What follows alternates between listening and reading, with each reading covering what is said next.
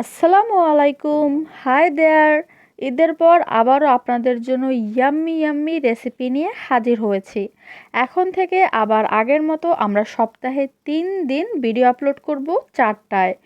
আশা করি আপনারা সবাই পাশে থাকবেন। আজ আপনাদেরকে তৈরি করে দেখাবো রুই মাছের মাথা দিয়ে মুড়ি ঘন্ট। চলুন তাহলে ইয়াম্মি রেসিপিটা খুব সহজে কিভাবে অল্প সময়ের মধ্যে তৈরি করতে হয় আমরা ঝটপট সেই ভিডিওটা দেখে নেই। এখানে আমি রুই মাছের মাথা নিয়েছি, গালটা কেটে নিয়েছি। চলুন এবারে রান্না করি। প্রথমেই আমি দিয়ে দিব হাফ কাপ পেঁয়াজ, এরপরেতে অ্যাড করব হাফ কাপ সয়াবিন তেল। এখন আমি পেঁয়াজটা হালকা একটু বেরেস্তা করে ভেজে নেব মিডিয়াম আঁচে, যতক্ষণ না পর্যন্ত এগুলো ব্রাউন হয়ে যাচ্ছে ততক্ষণ পর্যন্ত ভেজে নিতে হবে। সো আমি পেঁয়াজটা মিডিয়াম আঁচে সুন্দর করে ভেজে নিচ্ছি। ভিউয়ার্স, পেঁয়াজটা ব্রাউন কালার চলে এসেছে। এখন এতে অ্যাড করব অন্যান্য উপকরণ। কষানোর জন্য প্রথমেই দিয়ে দিলাম 1/4 কাপ পানি। এরপর এতে অ্যাড করব 3 টুকরা দারচিনি, 4টা এলাচ অবশ্যই মুখ ফাটিয়ে, 4টা লবঙ্গ, 2টা তেজপাতা দুটো ছিঁড়ে দিবেন, 5 থেকে 7টা কাঁচামরিচ, 1.5 চামচের মতন হলুদের গুঁড়া, 1.5 চামচের মতন লাল মরিচের গুঁড়া। মরিচের গুঁড়োটা অবশ্যই কিন্তু নিজেদের স্বাদ অনুযায়ী দিবেন।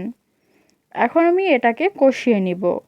আরও এতে অ্যাড করব 1/2 চামচ ধনিয়া গুঁড়া, 1 চামচ জিরার গুঁড়া, 2 চামচ রসুন বাটা, 1 চামচ আদা বাটা, 2 টেবিল চামচ পেঁয়াজ বাটা, আর দিয়ে দিব স্বাদ মতো লবণ। এখন মশলাটা আমি কিছুক্ষণ ভালো করে মিডিয়াম আঁচে কষিয়ে নিচ্ছি। ভিউয়ার্স, আমার মশলা কষানো হয়ে গেছে, মশলা থেকে তেলটা আলাদা হয়ে গেছে। এখন এতে মাছের মাথা দিয়ে দিচ্ছি। এখন মিডিয়াম আঁচে আমি 3 থেকে 4 মিনিটের মতন মাথাটা মশলার সাথে সুন্দর করে কষিয়ে নিব। ভালো করে মাথাটা কষিয়ে নিলে এর থেকে আর গন্ধও আসবে না, আর এটা খেতে খুবই সুস্বাদু হবে।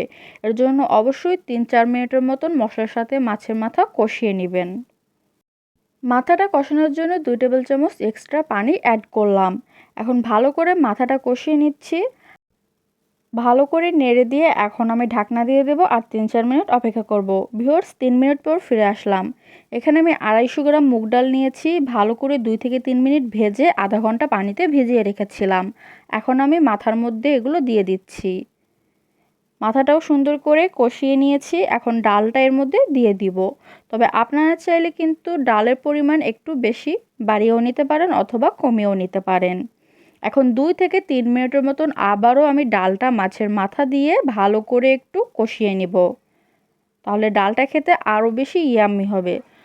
ভিউয়ার্স, আমার ডালটা কষানো হয়ে গেছে। এখন সিদ্ধ করার জন্য এখানে আমি পানি অ্যাড করব। আমি এখানে 1 লিটার পরিমাণ পানি দিয়ে দিব ডালটা সিদ্ধ করার জন্য। আর এখন আমি এটাকে হাই ফ্লেমে রান্না করে নিব। আমি 1 লিটার পানি অ্যাড করে নিয়েছি। এখন ঢাকনা দিয়ে এটা সিদ্ধ হওয়া পর্যন্ত অপেক্ষা করব। ভিউয়ার্স, ডালটা সিদ্ধ হয়ে গেছে। আমি আপনাদেরকে দেখাচ্ছি, দেখুন ডালটা একদমই সফট হয়ে গেছে, এটা আর শক্ত নেই। সো আমাদের মাছের মুড়ি ঘন্টটা একদমই রেডি। এখন আমি চুলাটা অফ করে দিব আর এতে কিছু বেরেস্তা আর ভাজার জিরা গুঁড়া ছিটিয়ে দিব। এতে সুন্দর একটা স্মেল আসবে আর খেতেও দারুণ লাগবে। বেরেস্তা দিয়ে দিলাম, 1 চিমটি ভাজা জিরা গুঁড়াও আমি উপর থেকে ছিটিয়ে দিয়েছি। সো ভিউয়ার্স, আজকের রান্না তো শেষ। এখন গরম গরম ভাতের সাথে টেস্ট করে দেখার পালা। এই ইয়াম্মি রেসিপিটা যারা এখনও টেস্ট করেননি তারা অবশ্যই টেস্ট করবেন। আর যারা আগেও খেয়েছেন তারা আমার রেসিপি দেখে আরও একবার ট্রাই করে দেখবেন। আজ আসি, আল্লাহ হাফেজ।